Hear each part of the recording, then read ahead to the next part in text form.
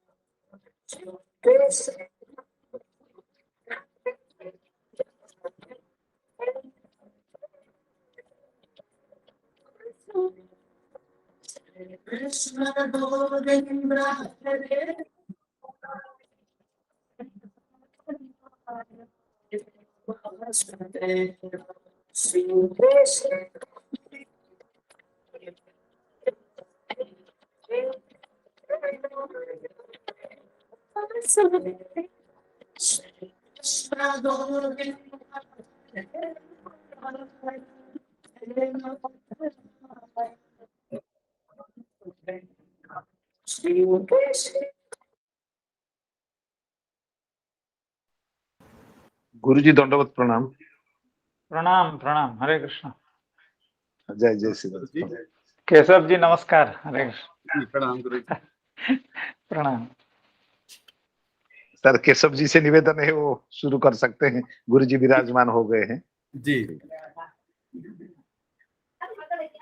श्री कृष्ण कृष्ण सख वृष्ण ऋषभावनी ध्रुव राजन्य वंश दहना अनपवर्ग वीर्य गोविंद गोद्विज सुरार्ति हरावतार योगेश्वरा किल गुरो भगवन् नमस्ते। योगेश्वरा किल गुरो भगवन् नमस्ते। परम पूज्य गुरुदेव के श्री चरण कमलों में मैं प्रणाम निवेदन करता हूँ। गुरुदेव हमें निरंतर इस भक्ति रस स्रोतस्विनी में गहरी और गहरी डुबकी लगवा रहे हैं और हमें जीवन का मर्म पंचम पुरुषार्थ कैसे प्राप्त करें और उससे कैसे आनंदित जीवन बनाएं वो मार्ग दिखा रहे हैं। इसलिए गुरुदेव के चरण कमलों में पुनः पुनः प्रणाम है, पुनः पुनः कृतज्ञता ज्ञापित करता हूँ।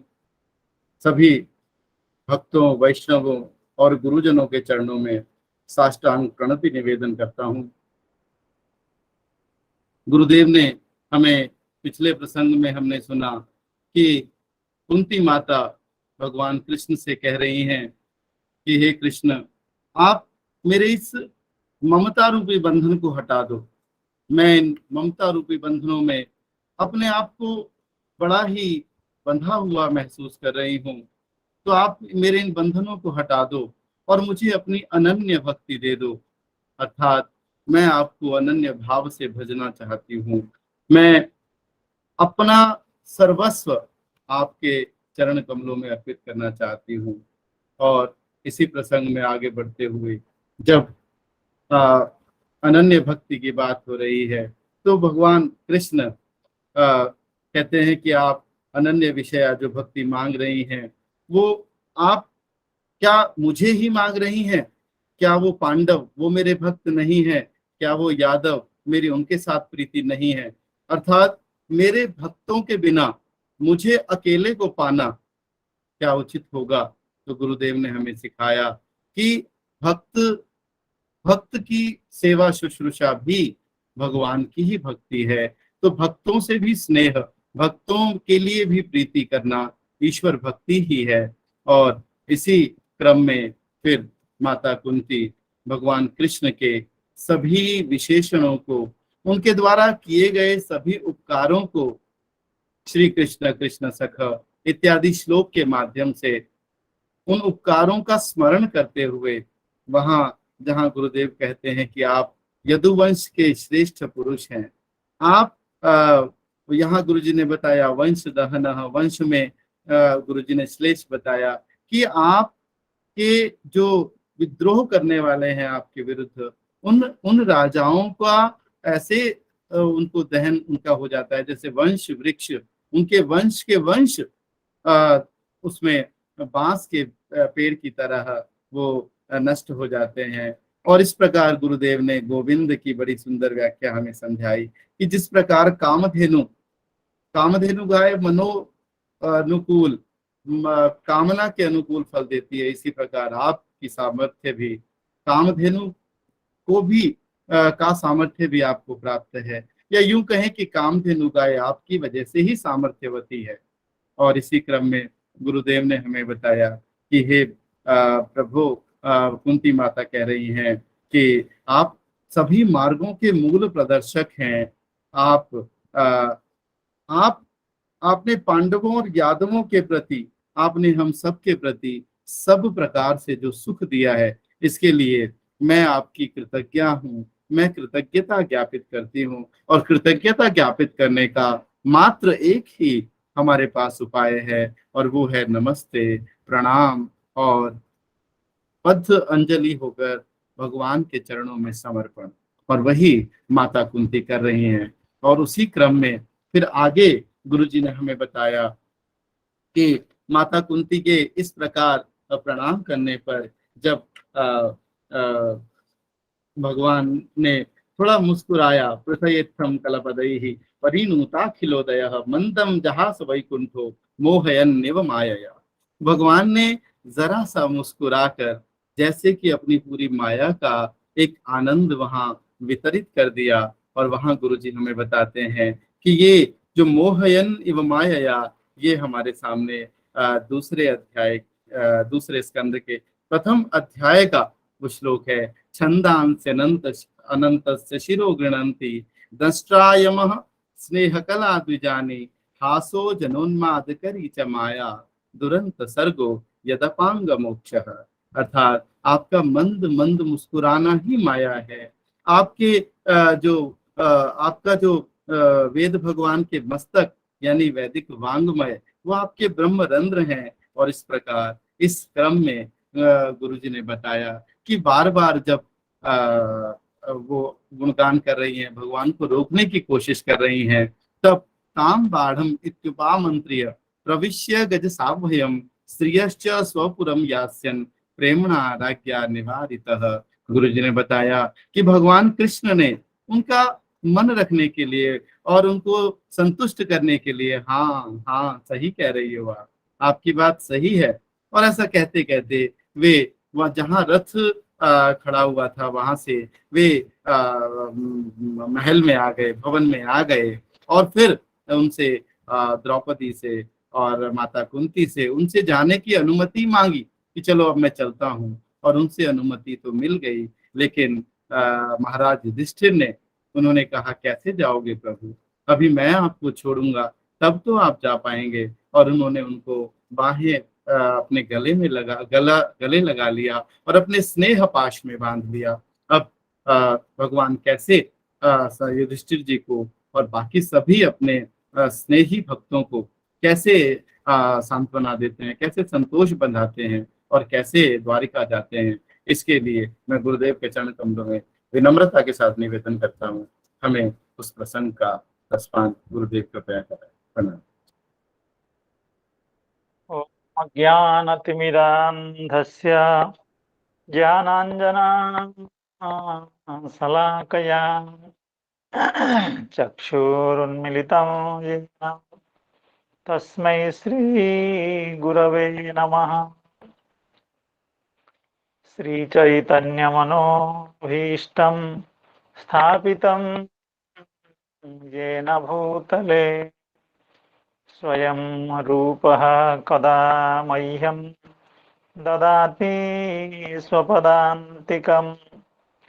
वन्देऽहं श्रीगुरो श्रीयुतपदकमलं श्रीगुरो वैष्णवांश्च श्रीरूपं साग्रजातं सहगण रघुनाथान्वितं तं सजीवम् साद्वैतं सावधूतं परिजनसहितं कृष्णचैतन्यदेवं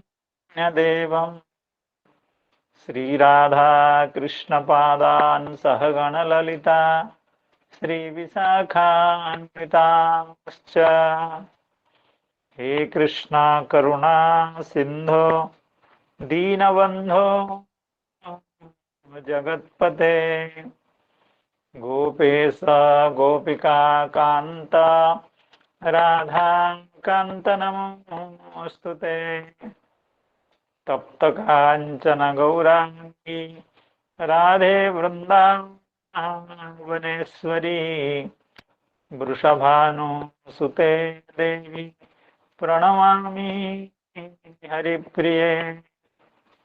नमो महावदान्याय कृष्ण प्रेम प्रदायते कृष्णाय कृष्ण चैतन्य नाम्ने गौरत्विषे नमः। वाञ्छाकल्पतरुभ्यश्च कृपा सिन्धुभ्य एव च पतितानां पावनेभ्यो वैष्णवेभ्यो नमो नमः। जय श्री कृष्ण चैतन्य प्रभो नित्यानंद श्री अद्वैत गदाधर श्रीवासादि गौरभक्तवृंद। हरे कृष्ण कृष्ण कृष्ण हरे हरे हरे राम राम राम हरे हरे। नमो विष्णुपादाय कृष्णप्रेष्ठाय भूतले श्रीमते भक्तिवेदांत स्वामिन्निति नामिने। नमस्ते सारस्वते देवे गौरवाणी प्रचारिणे निर्विशेषा शून्यवादी पाश्चात्य देशतारिणे। यं ब्रव्रजन्तमनुपेतमपेतकृत्यं द्वैपायनो विरहकातर आजुहाव पुत्रेति तन्मयतया तरवोऽभिनेदो स्तं सर्वभूतहृदयं मुनिमानतोऽस्मि। नारायणं नमस्कृत्य नरं चैव नरोत्तमं देवीं सरस्वतीं व्यासं ततो जयमुदीरये। श्रीमद् भागवत कथा की इस संध्याकालीन उपस्थिति में समागत समस्त वैष्णव वृंद, संतजनों, भक्तजनों, विद्वज्जनों, गुणीजनों, रसिकजनों, श्रीमद् भागवत कथा रस पिपासु सुधीजनों के चरणों में मैं बारंबार अपनी कृतज्ञता एवं विनीत प्रणाम निवेदन करता हूँ। हमारे प्रिय मित्र श्री केशव देव जी कल की कथा का परिचय दे रहे थे, तो बड़े प्रेम से आप भगवान की कथाओं को सुनाते हैं और जो प्रसंग आया था उसको बहुत अच्छे ढंग से, और भगवान की मंद मुस्कान कैसे माया है उसका जो पद्य द्वितीय स्कंध में कहा गया था उसका बहुत अच्छे ढंग से आपने उसका उल्लेख किया। और आपने ये कहा कि युधिष्ठिर महाराज जी अपने प्रेम बंधन से भगवान को बांध दिए। जो भगवान, जो परमेश्वर जीवों के जन्म जन्मांतर के जन्म मरण के बंधन को अनायास संकल्प मात्र से छिन्न भिन्न कर देते हैं, वे भगवान भक्त के प्रेम बंधन को तोड़ नहीं पाते हैं। ऐसा होता है। हम लोग भी संसार के जो मायाबद्ध जीव हैं, हम लोग भी संसार के प्रेम बंधन को नहीं छोड़ सकते हैं। ये भगवान का जो दिव्याति दिव्य गुण हैं कि भक्तों के प्रेम बंधन से भगवान मुक्त नहीं हो पाते हैं या नहीं होना चाहते हैं, तो वो गुण हम क्योंकि भगवान के अंश हैं, इसलिए उस गुण का हम लोग भी अधिकारी हैं। तो इसलिए युधिष्ठिर महाराज जी का भगवान के प्रति जो प्रेमातिशय, श्री चक्रवर्ती पाद इसको कहेंगे कि युधिष्ठिर महाराज जी का भगवान के प्रति किस तरह का प्रेम है, तो उनकी बात को नहीं टाल पाए या उनके मुखमंडल पर भगवान के गमन को सोच करके जो विषाद का चिन्ह दिख रहा था, उसकी उपेक्षा भगवान नहीं कर पा रहे। अर्थात युधिष्ठिर महाराज जी के चित्त में व्यथा दे करके भगवान नहीं जाना चाहते थे, नहीं जा पाए, नहीं गए। इसलिए प्रेमणा राज्ञा निवारित, राजा की बात अर्थात युधिष्ठिर महाराज की बात मान करके भगवान हस्तिनापुर में कुछ और दिन के लिए, कुछ और समय के लिए रुक गए। तांग बाढ़मित्युपामन्त्र्य प्रविश्य गजसाह्वयम् स्त्रियश्च स्वपुरं यास्यन् प्रेम्णा राज्ञा निवारितः। शायद इसकी व्याख्या हम लोग नहीं पढ़े थे, पढ़ लेते हैं एक बार। त्वयि में अन्य विषया मति रीति यत् प्रार्थितम तद बाढ़म इति अंगीकृत्य ताम बाढ़म इति उपाम ताम बाढ़म इति उक्त्वा, अर्थात कुंती मैया को, कुंती बुआ को भगवान ने कहा बाढ़म बाढ़म बाढ़म, आप जो कह रही हैं वो होगा, वो होगा। तो आप क्या कह रही थी? आप तो कह रही थी कि आपके चले जाने से यहाँ का कुछ अच्छा नहीं लगेगा, और जब तक आप हैं तभी हस्तिनापुर सुखप्रद है, यहाँ हम लोग निश्चिंत से रह पा रहे हैं, और इस भूमि की शोभा तब तक है जब आपके चरण कमल इस भूमि पर पतित होते हैं। आप अपने अपने चरण कमल से जब इस भूमि का भूपृष्ठ पर, इस धरती पर, इस हस्तिनापुर के गलियों में, राजभवन में, प्रासाद में जब आप विहार करते हैं, आते जाते हैं, बैठते उठते हैं, तभी इसका महत्व है। और दूसरी बात है कि आप हमारे जन्मगत जो संबंध हैं, जन्मगत संबंध के कारण हमारे चित्त में पांडवों के प्रति एवं यादवों के प्रति जो अतिशय ममता है, जो आसक्ति है, उसको छिन्न भिन्न कर दीजिए और आपके प्रति मेरा अनन्य प्रेम स्थापित करिए। यह मुख्यतः तौर पर कुंती मैया की प्रार्थना थी। तो भगवान ताम बाढ़म, उनको भगवान ने कहा, कुंती मैया को, बाढ़म बाढ़म, आप जैसे कह रहे हैं वैसा होगा। उसके बाद गजसाह्वयम् प्रविश्य, उसके बाद गजसाह्वय का मतलब हस्तिनापुर में भगवान प्रवेश किए। तो इसका यह ऐसा लग रहा है कि हस्तिनापुर के बाहरी छोर पर ये रथस्थान है। यद्यपि उस राजभवन से भी भगवान रथ पे बैठ करके द्वारिका के लिए प्रस्थान कर सकते थे, लेकिन भगवान को वहां से जाना था, रथ स्थान से जाना था, इसलिए क्योंकि ये केवल पांडवों की बात नहीं है, जितने भी कुरुवंश के लोग हैं, हस्तिनापुर के जितने भी लोग हैं, ये सभी भगवान के भक्त हैं और सब पांडवों के अनुयायी हैं। तो जब भगवान आज जा रहे हैं तो सबको इच्छा है कि जाने के समय में भगवान का प्रणाम, भगवान का यथोचित सम्मान करके भगवान को भेजा जाए। उसके लिए व्यवस्था की गई थी रथ स्थान पर। वो थोड़ा सा शहर से हट करके, शहर के एक छोर पर, एक बाह्य सीमा पर वह जगह थी।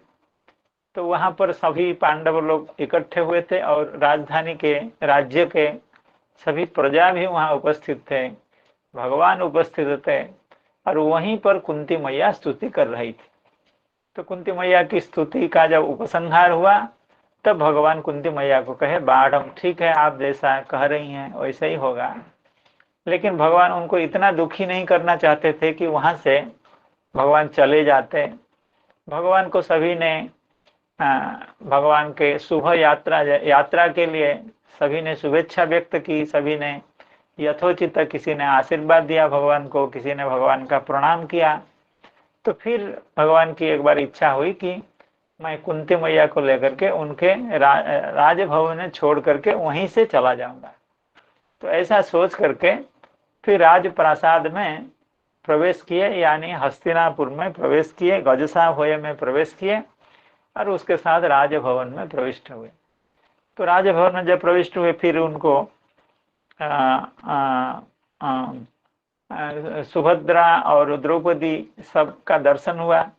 तो सबसे फिर से एक बार पूछ करके कि हम आ रहे हैं, फिर आप लोगों के दर्शन होंगे, मैं अभी द्वारिका के लिए प्रस्थान कर रहा हूँ, आप लोग सकुशल रहिए, आनंद से रहिए और कोई ज़रूरत पड़े तो फिर आप लोग बताइए, या मुझे भी कोई ज़रूरत पड़ेगी तो मैं फिर दर्शन होंगे। ऐसा कह करके भगवान जाने के लिए तैयार हो गए थे।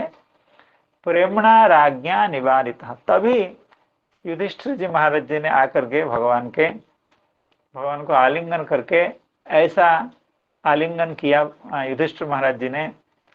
तो उस आलिंगन से ही पता लग रहा था भगवान को ये कि हमारे भैया युधिष्ठिर महाराज जी, जिनको भगवान बड़े भैया का सम्मान देते थे, तो भगवान समझ गए कि यह आलिंगन ये कोई सामान्य आलिंगन नहीं है, लगता है कि मुझे ये छोड़ना नहीं चाहते हैं।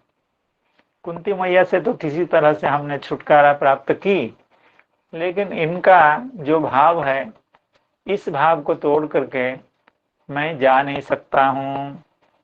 तो प्रेमणा राज्ञा निवारितः, तो उसी बात को श्रीधर स्वामीपाद कह रहे हैं, त्वयि में अन्य विषया मति रीति यत प्रार्थितम। कुंती मैया ने जो प्रार्थना की थी आपके प्रति मेरी अनन्य मति हो, तद बाढ़म इति अंगीकृत्य, उसको भगवान ने स्वीकार किया। कैसे ना, बाढ़म शब्द का अर्थ है ठीक है वैसा होगा। बाढ़म इति अंगीकृत्य रथस्थानात् गजाह्वयम् आगत्य, रथस्थान से, जैसे बस स्टैंड या स्टेशन थोड़ा शहर से किनारे पर होता है, छोर पर होता है, वहां से गजाह्वयम् आगत्य पश्चात तांच अन्याश्च सुभद्राद्याः स्त्रियः उपामंत्र्य, आकर के फिर एक बार कुंती मैया से, कुंती बुआ से, सुभद्रा से, द्रौपदी से, सबसे उपामंत्री अनुज्ञाप्य, उनकी अनुज्ञा लेकर के, उनसे पूछ करके, उनकी सहमति लेकर के स्वपुरम यास्यन, अपना जो द्वारिकापुर है वहां जाने के लिए तैयार हो रहे थे। तब राज्ञा युधिष्ठिरेण प्रेमणा, कैसा प्रेम युधिष्ठिर महाराज जी का, अत्रैव किंचित कालम निवस इति संप्रार्थ्य, अर्थात हे कृष्ण, अगर तुम्हें बहुत आपत्ति न हो और द्वारिका में अगर बहुत कुछ आवश्यक कार्य न हो तो थोड़े दिन के लिए और क्यों नहीं रुक जाते हो, क्योंकि हम लोग तो अभी महाभारत युद्ध की जो विभीषिका है, जो भयंकर दृश्य है, उससे हम लोग उभर नहीं पाए हैं। यद्यपि युद्ध में हम लोगों का विजय हुआ है आपकी कृपा से, लेकिन वह जो दृश्य है वो हम लोगों के दिल में वह भयंकर दृश्य बैठ गया है। आपको छोड़ करके अकेले हम लोग निश्चिंत होकर के, निर्भय होकर के नहीं रह सकते हैं। इसलिए हे भगवान, उस दिन संभव हो तो आप रुक जाइए। तो युधिष्ठिर महाराज जी ऐसी बात कर रहे थे और भगवान को ऐसा अपने बाहुपास में बांध रखा था कि भगवान जाने का साहस नहीं कर पाए। श्री चक्रवर्ती पाद इस पर कह रहे हैं, इसमें श्री चक्रवर्ती पाद प्रेमणा अत्रैव किंचित संप्रार्थ्य निवारितः, अर्थात इसमें कुछ भी एक्स्ट्रा नहीं कह रहे हैं। चक्रवर्ती पाद एकदम श्रीधर स्वामी के जो शब्द हैं उन्हीं शब्दों को दोहरा रहे हैं, क्योंकि श्रीधर स्वामी पाद की व्याख्या पर चक्रवर्ती पाद की पूरी सहमति है, लेकिन एक बात जोड़ रहे हैं, चक्रवर्ती पाद जोड़ रहे हैं, तेन च राज्ञः प्रेम्णः सर्वतोपि वशीकरत्वातिशयो व्यंजितः।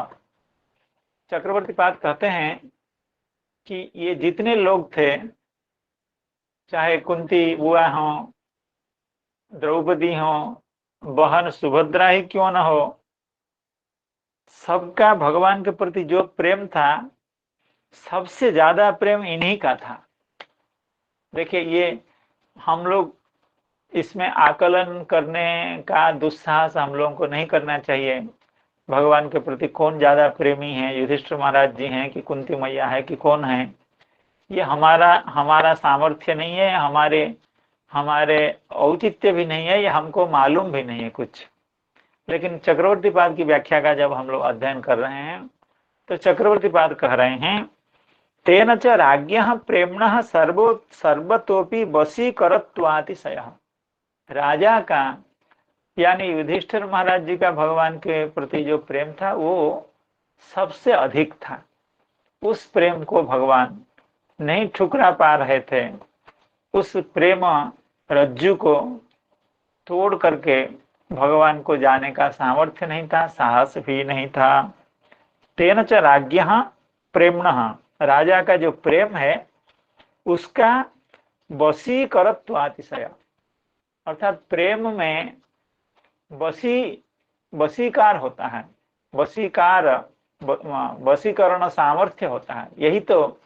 यही तो प्रेम का जो उत्कर्ष है, तो ये तो यही है कि भगवान को अधीनस्थ कर लेता है प्रेम। और युधिष्ठिर महाराज जी में जो भगवान के प्रति प्रेम था वो अतिशय प्रेम था, इसलिए भगवान उनके वशीभूत हो गए, उनके अधीनस्थ हो गए। उनके आग्रह को छोड़ करके, उनकी भावना को आहत न कर पाने के कारण भगवान वहीं रुक गए। व्यासाद्यैरीश्वरेहाज्ञैः कृष्णेनाद्भुतकर्मणा प्रबोधितोऽपीतिहासैर्नाबुध्यत सुचार्पितः। व्यासाद्यैरीश्वरेहाज्ञैः कृष्णेनाद्भुतकर्मणा प्रबोधितोऽपीतिहासैर्नाबुध्यत सुचार्पितः। अब हस्तिनापुरी में या पांडवों के भवन में, राजभवन में सबसे बड़ा काम यही था कि युधिष्ठिर महाराज जी को समझाया जाए, अर्थात युद्ध की जो विभीषिका है उसका दुष्प्रभाव युधिष्ठिर महाराज जी के चित्त में जितना पड़ा है, इतना दुष्प्रभाव और किसी के चित्त में शायद नहीं पड़ा है। और युधिष्ठिर महाराज अब बड़े दायित्व को अपने कंधे पर उठाना पड़ रहा है उनको। भगवान ने उनके कंधे पर, बड़े होने के नाते भगवान ने उनके कंधे पर राज्य शासन का दायित्व न्यस्त किया है, समर्पित किया है। इसीलिए उनको बहुत ज्यादा चिंता है कि सही में क्या मैं राजा बनने के लिए, महाभारत युद्ध में इतनी बड़ी हिंसा हुई, इतने सारे लोग मारे गए, इतने बंधुजनों का वियोग हम लोगों को हुआ, इतने गुरुजन मारे गए, इतने इष्टजन मारे गए, इस तरह की चिंता युधिष्ठिर महाराज जी को सबसे ज्यादा सता रही थी। तब इस भाव को देख करके वहां पर सभी ऋषि महर्षि अभी उपस्थित थे, क्योंकि महाभारत युद्ध की परिसमाप्ति हुई है, युधिष्ठिर महाराज जी का राज्याभिषेक हुआ है, एवं भगवान की मदद से युधिष्ठिर महाराज जी यज्ञादि कर्म, मंगल कर्म सब समाप्त करके राजकार्य अभी का शुभारंभ करने वाले हैं। तो इसलिए समस्त ऋषि महर्षि जो निमंत्रित होकर के आए थे राज्याभिषेक में, वे सब अभी विद्यमान है, अभी गए नहीं है। और ऐसे भगवान नहीं गए हैं तो वे कैसे जाएं? भगवान को छोड़ करके कौन जाना चाहता है? कोई नहीं जाना चाहता है। तो भगवान के वहां विद्यमान होने के कारण सभी ऋषि महर्षि भी थोड़ा जाने में टाल मटोल कर रहे थे, कोई छोड़ के जाना नहीं चाह रहा था। और सबसे बड़ा आनंद तो पांडवों को था कि यहाँ पर राजधानी में सब इतने बड़े बड़े महात्मा, इतने बड़े बड़े ऋषि महर्षि उपस्थित हैं, तो बड़े खुश हो रहे थे, बड़ा आनंद का समय था। लेकिन युधिष्ठिर महाराज जी के चित्त में विषाद था। जैसे महाभारत युद्ध के आरंभ में अर्जुन के चित्त में बहुत भारी विषाद था, द्वंद्व था। उस द्वंद्व का परिहार भगवान ने श्रीमद् भगवद गीता का श्रवण करा के किसी तरह से उस द्वंद्व को भगवान ने हटाया। तो उसी तरह की दुविधा, उसी तरह का द्वंद्व युधिष्ठिर महाराज जी के चित्त को व्यथित कर रहा है।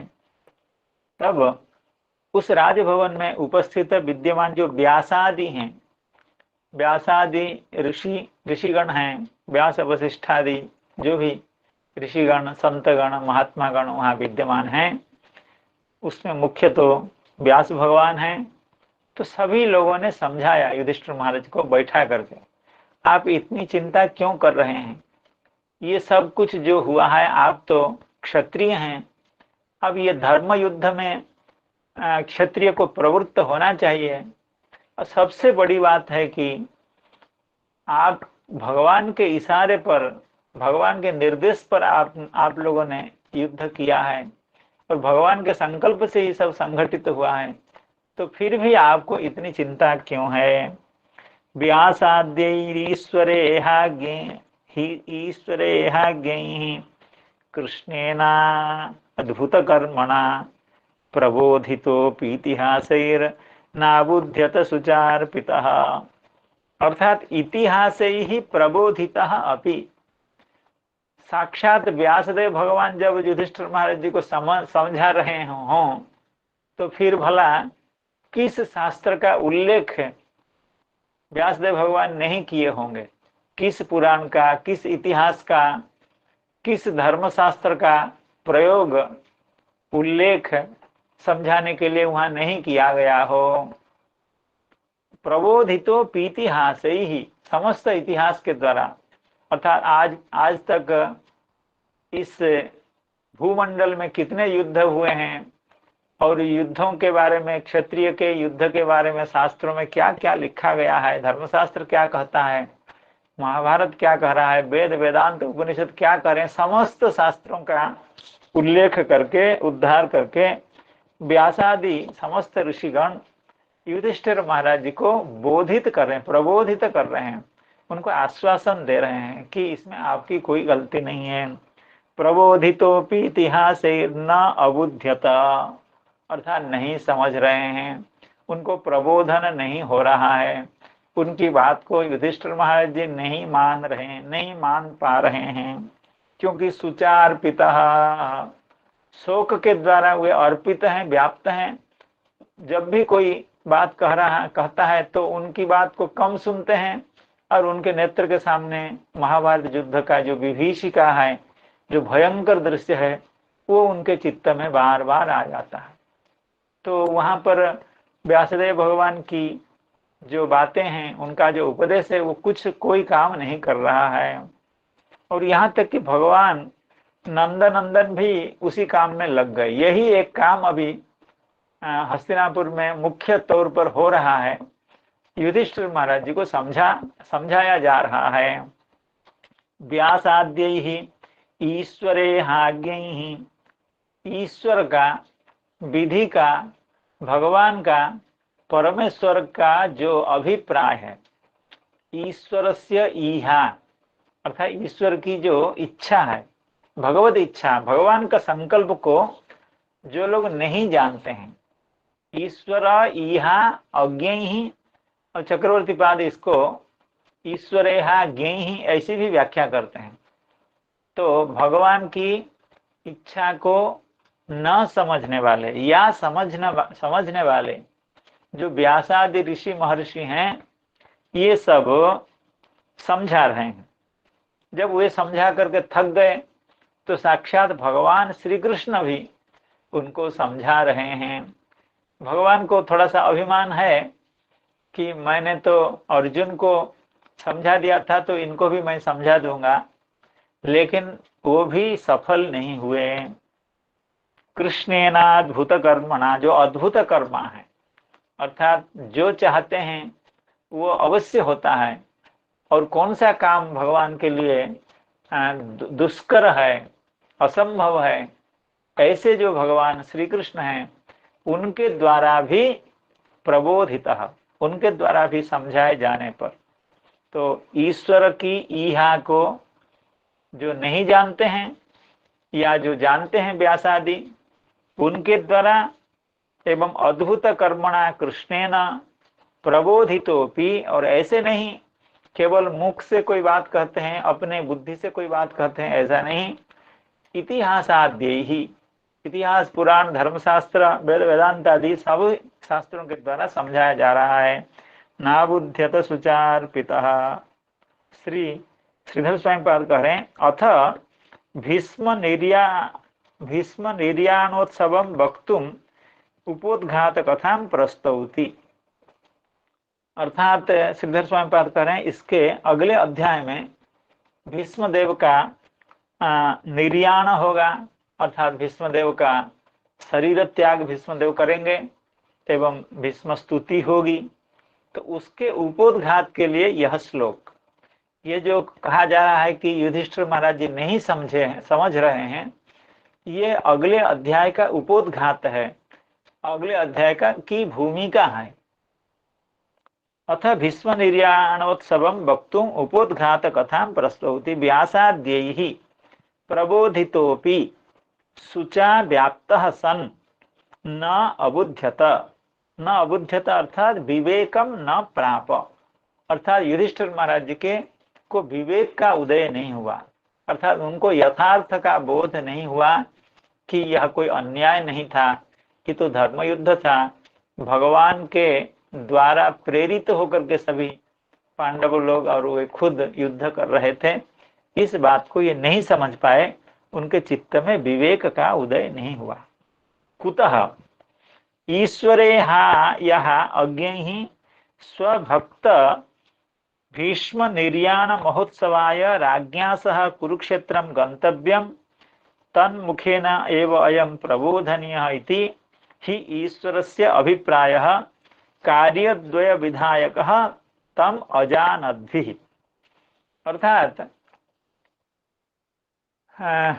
अर्थात ये जो युधिष्ठिर महाराज जी समझ नहीं रहे हैं, क्यों नहीं समझ रहे हैं? क्योंकि भगवान उनको ऊपर से समझा तो रहे हैं, लेकिन भगवान भी चाहते हैं कि ये न समझें। ऐसे लोगों को दिखाने के लिए भगवान समझा रहे हैं, क्योंकि इस ना समझदारी में, अर्थात युधिष्ठिर महाराज जी का जो अबोध हो रहा है, न समझने में भगवान का संकल्प ही कारण है। तो भगवान का क्या संकल्प है? भगवान का संकल्प यहाँ दो बातों के लिए है।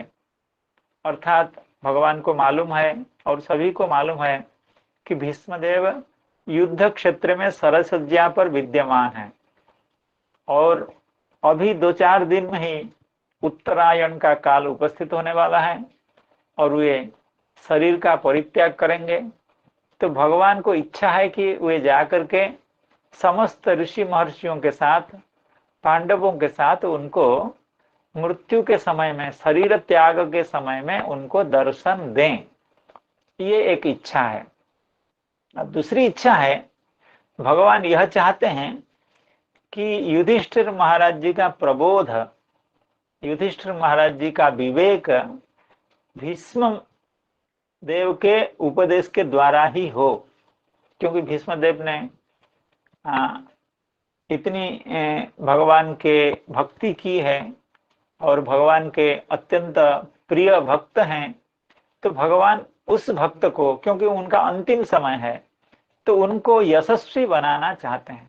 हम लोग बार बार इस बात को श्रवण किए हैं कि भक्त को प्रतिष्ठा देने के लिए भगवान अपने को कदाचित अप्रतिष्ठ कर देते हैं, अपनी कमी को स्वीकार कर लेते हैं।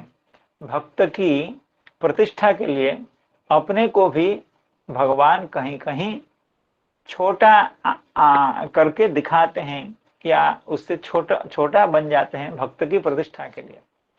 तो भगवान समझ रहे हैं कि मेरी बात को अगर युधिष्ठिर जी ना समझें तो इसमें मेरी थोड़ी सी बदनामी होगी कि आप अर्जुन को तो समझा पाए लेकिन युधिष्ठिर महाराज जी को आप नहीं समझा पाए। ये थोड़ी सी बदनामी मेरी भले हो, लेकिन हमारे प्रिय भक्त जो भीष्मदेव हैं उनको यशस्वी होना चाहिए, उनका यश स्थायी होना चाहिए, दीर्घ स्थायी होना चाहिए, चिरस्थायी होना चाहिए, और उनका उस यश के कारण भीष्मदेव का आदर होना चाहिए। ये भगवान के हृदय में संकल्प है। तो इस बात को, क्योंकि जबकि भीष्मदेव के द्वारा युधिष्ठिर महाराज जी को समझाना है, तो अगर यही समझ जाते युधिष्ठिर महाराज व्यास आदि के द्वारा या उनके द्वारा, भगवान के द्वारा, तो फिर भीष्मदेव की भूमिका क्या रहती। भीष्मदेव का जो उपदेश है, जो कि प्रसिद्ध है और जिसके कारण युधिष्ठिर महाराज जी को सांत्वना होगी, तो उसकी जो प्रतिष्ठा है वो प्रतिष्ठा कैसे हो पाती। इसीलिए भगवान भी नहीं चाहते हैं, इसलिए भगवान की जो ईहा है उसको नहीं जानते हैं। व्यासादि जो महर्षि हैं ये भगवान की इच्छा को नहीं जानते हैं, इसलिए बार बार समझा रहे हैं। एक बार सुबह समझा रहे हैं, एक बार मध्याह्न में समझा रहे हैं, शाम को समझा रहे हैं, कई बार समझा रहे हैं। अगर उनको मालूम होता कि भगवान नहीं चाहते हैं इनका बोध हो, इनका विवेक हो, तो वो इतना परिश्रम क्यों करते। इसलिए व्यासाद्य ही ईश्वरे हा ज्ञेहि, ईश्वर की ईहा के जो अज्ञ हैं, तो कुतः ईश्वर यह अज्ञ ही क्या स्वभक्त भीष्म निर्याण महोत्सवाय, भीष्म देव का निर्याण होगा, यानी उनका शरीर त्याग होगा, और वो कोई सामान्य शरीर त्याग नहीं, महोत्सव है। शरीर त्याग, भक्तों का शरीर त्याग जो होता है वो महोत्सव होता है। भक्तों का समस्त आचरण उत्सव होता है, क्योंकि भक्तों के आचरण भगवान को उद्देश्य करके होता है, लेकिन उनका शरीर त्याग भी महोत्सव होता है। भीष्मदेव का शरीर त्याग भी श्रीधर स्वामीपाद कह रहे हैं भीष्म निर्याण महोत्सवाय। क्यों? जहाँ पर साक्षात भगवान उपस्थित हों, जहाँ साक्षात व्यासदेव आदि ऋषि महर्षि सभी उपस्थित हों, जहाँ पर युधिष्ठिर महाराज जी जैसे धर्मराज एवं समस्त पांडवगण उपस्थित हों, तो वो तो महोत्सव क्या है, वो तो महामहोत्सव है। तो इस महोत्सव के लिए राज्ञा सह कुरुक्षेत्रम गंतव्यम, भगवान ने विचार लिया था। भगवान की इच्छा यह थी कि मैं राजा को लेकर के, यानी युधिष्ठिर महाराज जी को लेकर के उस उत्सव में मैं सम्मिलित होऊंगा। उत्सव है कि भीष्मदेव का निर्याण महोत्सव। गंतव्यम तन्मुखे नैव अयम प्रबोधनीय, अर्थात भीष्मदेव के उपदेश के द्वारा ही राजा का प्रबोधन हम कराएंगे, क्योंकि इससे भीष्मदेव की प्रतिष्ठा जगत में बढ़ जाएगी। और ये सबसे बड़ी खुशी की बात है, सबसे बड़ा आनंद की बात है कि सभी लोग सब समय के लिए भीष्मदेव का जयकार करेंगे। तो प्रबोधनीय इति ही ईश्वराभिप्राय कार्यद्वय विधायक, अर्थात भगवान का अभिप्राय दो कार्य करने के लिए, अर्थात उस उत्सव में सम्मिलित होने का अभिप्राय है, एवं भीष्मदेव की बातों के द्वारा, भीष्मदेव की उपदेशों के द्वारा युधिष्ठिर महाराज जी का विवेक को उत्पन्न कराना है। तम अजानत भी, ऐसा जो अभिप्राय भगवान का है उसको ये व्यासदेव प्रवृत्ति अभी तक नहीं जानते हैं, इसीलिए वे दिन में 3 बार 4 बार करके उपदेश देते हैं, समझाने की कोशिश कर रहे हैं। श्री कृष्णेनापि प्रबोधितः नाबुध्यत, भगवान श्री कृष्ण के द्वारा प्रबोधित होने पर भी उनको प्रबोध नहीं हुआ। क्यों? तत्र हेतु अद्भुत कर्मणा, श्लोक में जो कृष्णेना अद्भुत कर्मणा, इस अद्भुत कर्मणा शब्द की व्याख्या श्रीधर स्वामी पाद कह रहे हैं कि भगवान ऐसे अद्भुत हैं, ऐसे विचित्र हैं, तो वो क्या करते हैं, इधर तो समझाना नहीं चाहते हैं और इधर खुद समझा रहे हैं। अद्भुत कर्मणा इति कहते हैं उदाहरण देकर के, यथा कुरु पांडव संधानार्थम गतोपि यथोचितमेव वदन्नपि विग्रहमेव दृढ़ीकृतवान् एवं अत्रापि प्रबोधयनपि अबोधमेव दृढ़ीचकार इत्यर्थः। अर्थात भगवान बड़ा सुंदर उदाहरण देते हुए श्रीधर स्वामी पाद कह रहे हैं कि जब महाभारत युद्ध से पहले भगवान को भेजा गया था, क्योंकि और लोग तो असमर्थ रहे, तो सभी लोग यही समझ रहे थे कि भगवान जाएंगे और दुर्योधन को समझाएंगे, भाई ज्यादा ये युद्ध करने की क्या आवश्यकता है, तुम पांडवों को 5 गांव दे करके तुम शांति से रहो और पांडव 5 गांव को प्राप्त करके मेरी बात पर वो मान जाएंगे, तुम्हारे से युद्ध नहीं करेंगे। तो ऐसा जब भगवान जाकर के कर रहे थे, कुरु पांडव संधानार्थम गतोपि, कुरु पांडवों का संधान करने के लिए यानी संधि करने के लिए, मित्रता को प्रतिष्ठा करने के लिए भगवान जाने पर यथोचित वदन्नपि, अर्थात ऐसा भी नहीं है कि भगवान जाकर के यहाँ कुछ दूसरा विचार हुआ था और वहां जाकर के भगवान वहां कुछ उल्टा पुल्टा बोल दिए तो दुर्योधन नाराज हो गया, ये भी बात नहीं है। अर्थात इधर जिस बात का निर्णय हुआ था भगवान उसी उचित बात का भी वहां उपस्थापन किया, फिर भी दुर्योधन क्यों नहीं माना, क्यों भगवान नहीं चाहते थे कि दुर्योधन माने, भगवान चाहते थे कि महाभारत युद्ध हो। तो कुरु पांडव संधानार्थम गतोपि यथोचितमेव वदन्नपि, ऐसा सब होने के बावजूद क्या हुआ, न विग्रहमेव दृढ़ीकृतवान, अर्थात उस दिन जाकर के भगवान ने युद्ध को पक्का करके आ गया कि युद्ध होना ही है। तो ये तो ईश्वर जो इच्छा है, तो ये भगवान तो अद्भुत कर्मा है और उनकी इच्छा को कौन समझ पाएगा। तो कोई भी नहीं समझ पाया कि भगवान के जाने के बावजूद भी दुर्योधन जो प्रस्ताव में राजी नहीं हुआ, क्यों नहीं हुआ, सभी लोग समझने की कोशिश कर रहे थे, लेकिन सभी लोग दुर्योधन को ही दोष दे रहे थे, वो तो अत्यंत दुष्ट है, अच्छी बात को कहाँ ग्रहण कर पाएगा, स्वीकार कर पाएगा। लेकिन असल बात तो यही थी कि भगवान नहीं चाहते थे कि दुर्योधन समझे। कुरु पांडव संधानार्थम गतोपि यथोचितमेव वदन्नपि विग्रहमेव दृढ़ीकृतवान, अर्थात वहीं पर भगवान ने पक्का करके आ गया कि लड़ाई होगी।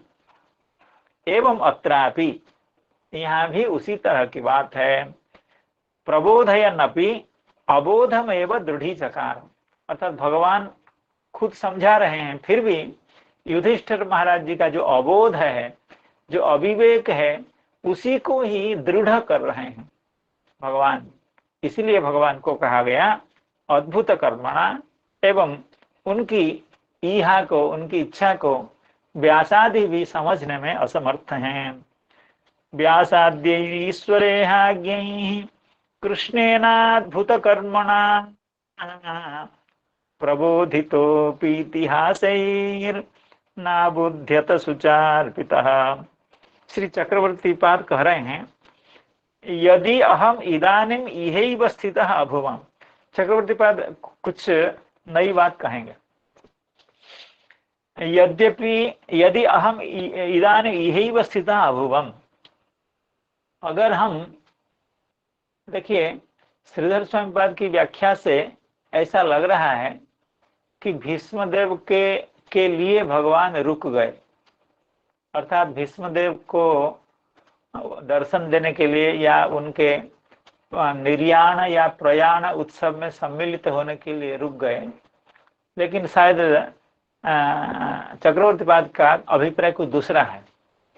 चक्रवर्ती पाद का अभिप्राय है, यदि अहम इदानीम इहैव स्थितः अभुवम्, अगर मैं यहाँ रुक गया, अगर मुझे नहीं जाने दिया गया, मुझे अगर यहाँ रहना पड़ा, तो क्यों न जाकर के भीष्मदेव के निर्याण उत्सव में सम्मिलित होया जाए।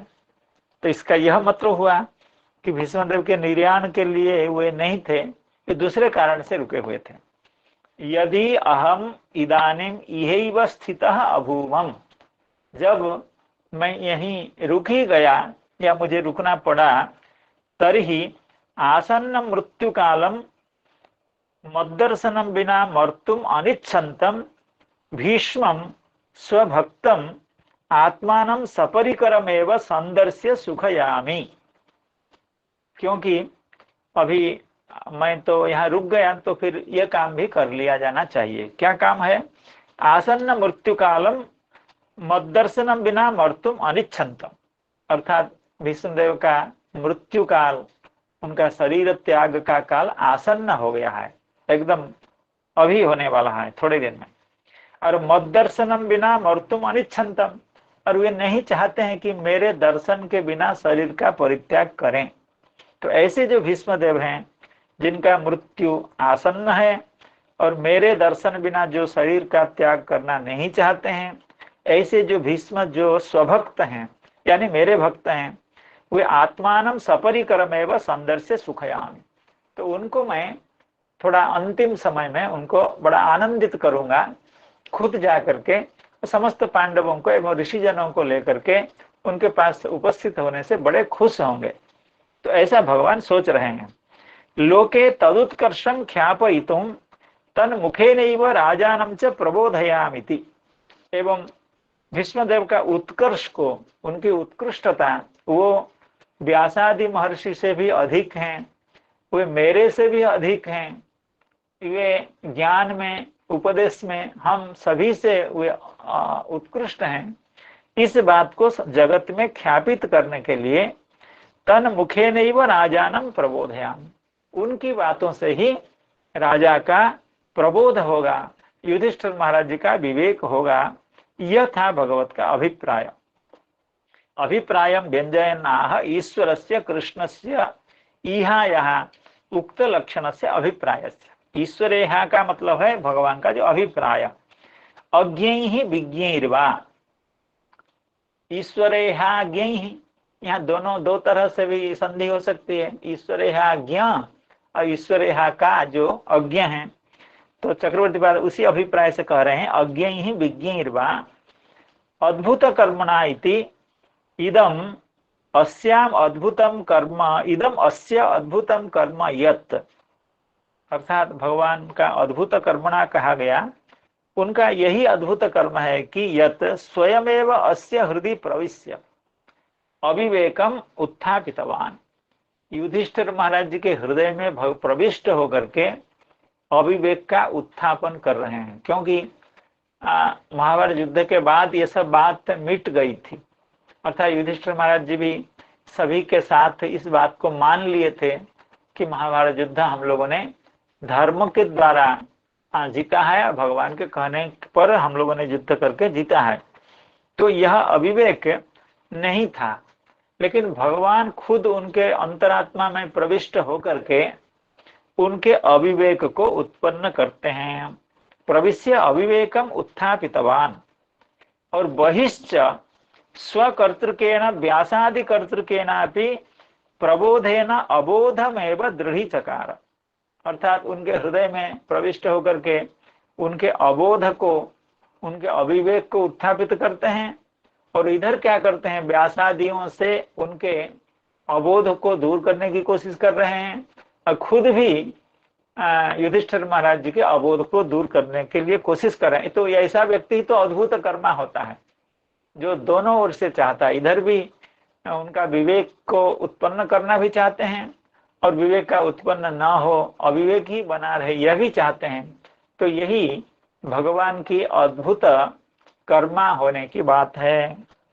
तेन च भीष्म मुखोदितेन तत्वेन तं प्रबोध्य, अर्थात ऐसा करने से, अर्थात उनके अबोध उत्पन्न करने का फल ये हुआ कि भीष्मदेव के पास जाना पड़ा, और भीष्मदेव के मुख से, भीष्म मुखोदितेन तत्वेन तं प्रबोध्य व्यासादिभ्योपि मत्तोपि मदेकांत भक्तो भीष्म अतिशयेन धर्म ज्ञान तत्वज्ञः इति लोके विख्यापयामास। चक्रवर्ती पाद कह रहे हैं भगवान का अभिप्राय यह था, जे व्यासादिभ्योपि मत्तोपि, अर्थात मेरे यह जो एकांत भक्त भीष्मदेव हैं, ये व्यासादि से भी अधिक धर्म ज्ञान तत्वज्ञ, अर्थात धर्म ज्ञान एवं तत्वज्ञ, अर्थात धर्म को जानते हैं एवं तत्व को जानते हैं, अर्थात इनका बोध, इनका विवेक, इनकी बोधन शक्ति व्यासादि से भी अधिक है और मेरे से भी अधिक है। इति मत्तोपि मदेकांत भक्त, क्योंकि ये मेरे एकांत भक्त हैं। भीष्म अतिशयेन धर्म ज्ञान तत्वज्ञ इति लोके विख्यापयामास। जगत में इस बात की प्रसिद्धि भगवान ने कर दी कि मेरे एकांत भक्त जो भीष्मदेव हैं वे हम सबसे अधिक विज्ञ हैं, सबसे अधिक जानकार हैं, जानने वाले हैं, और समझाने की क्षमता हम लोगों से भी अधिक उनका है। किंच युधिष्ठिरस्य तो, ये एक बात चक्रवर्ती पाद कह रहे हैं जो मैं शुरू में जिसका उल्लेख किया था कि युधिष्ठिर महाराज जी का जो प्रेम है उसका आकलन चक्रवर्ती पाद बार बार करना चाहते हैं। किंतु युधिष्ठिरस्य तु ततोपि प्रेमाधिक्यात् आधिक्यम। चक्रवर्ती पाद को संदेह हो गया कि युधिष्ठिर महाराज जी को भीष्मदेव समझा रहे हैं, इसलिए भीष्मदेव तो उत्कृष्ट हैं, तो युधिष्ठिर महाराज जी की कहीं कमजोरी ना हो जाए, तो वो सावधान होकर के इसको कह रहे हैं युधिष्ठिरस्य तु ततोपि प्रेमाधिक्यात्। भीष्मदेव का जितना प्रेम भगवान के प्रति है उससे बढ़कर के प्रेम तो युधिष्ठिर महाराज जी के हृदय में भगवान के प्रति है। किंच युधिष्ठिरस्य तु ततोपि प्रेमाधिक्यात् आधिक्यम।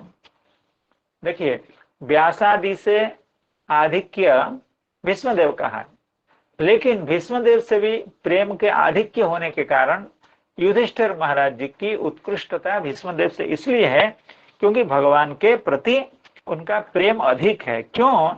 यत तदनुरोधेनैव द्वारकाम अगच्छन् तत्र स्थितः। तो इसी बात, इसलिए मैं तो यही समझ रहा था, सभी लोग यही कहते भी हैं कि भगवान जो रुक गए वो भीष्मदेव को दर्शन देने के लिए रुक गए, लेकिन यह चक्रवर्ती पाद की अभिप्राय से यह आनुषंगिक फल था, अर्थात मुख्य कारण था कि युधिष्ठिर महाराज जी का प्रेम, उसके कारण भगवान हस्तिनापुर में कुछ और दिन के लिए रुक गए। और जब रुक गए तो फिर भीष्मदेव का अंतिम समय है और भीष्मदेव चाहते हैं कि हमको हमारा दर्शन करके शरीर त्याग करने के लिए, तो फिर चलते हैं, वही काम करते हैं। इस तरह की बात है। यत तदनुरोधेनैव द्वारकाम अगच्छन् तत्र स्थितः ततः एव तन्निकटं गत्वा तथा चक्रे इति विवेचनीयम।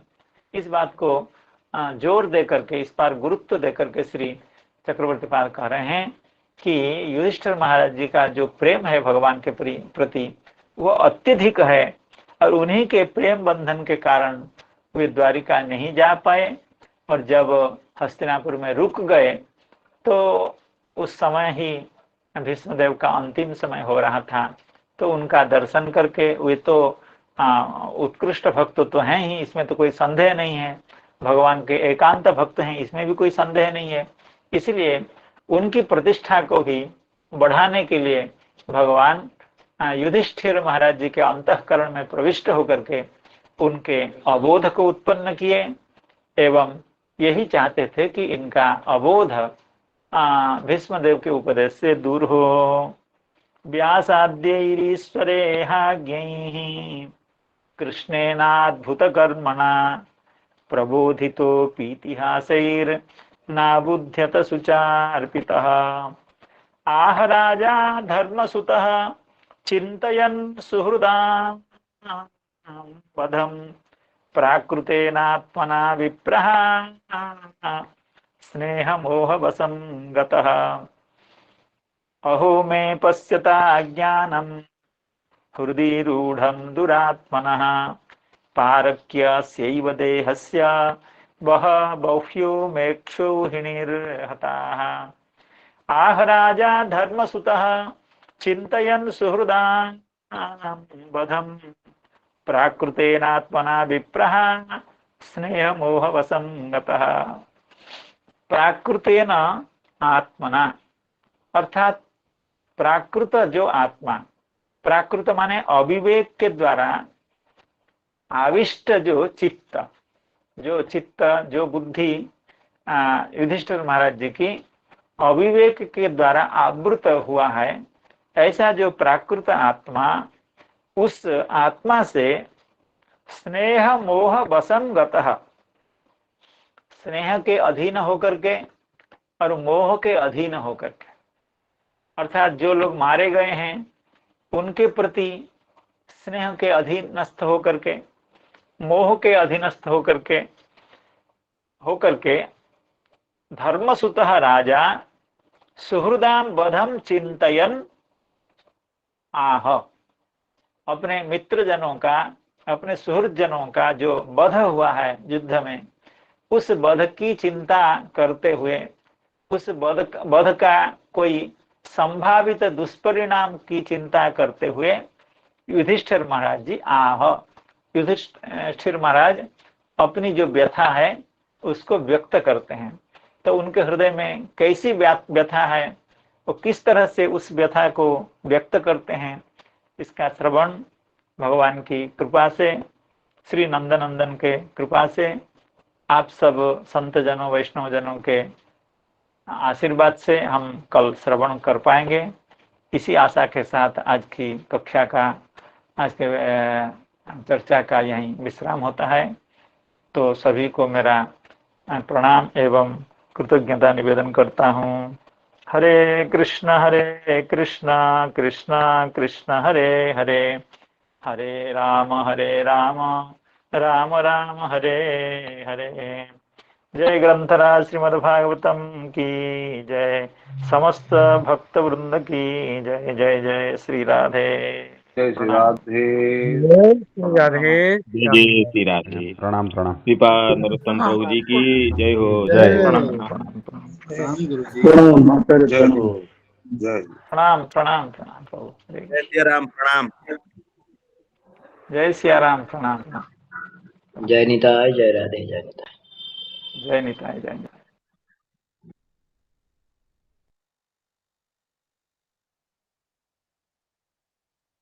जय जय श्री राधे।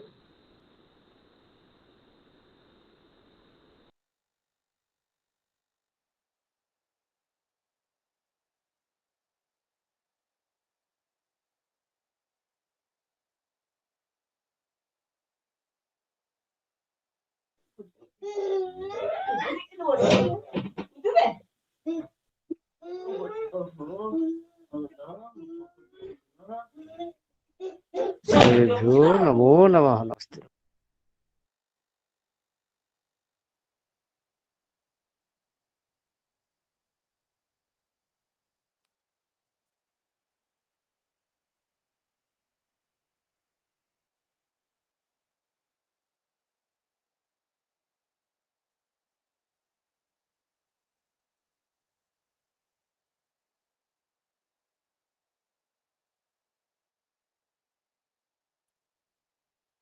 जय जय राधे राधे राधे राधे।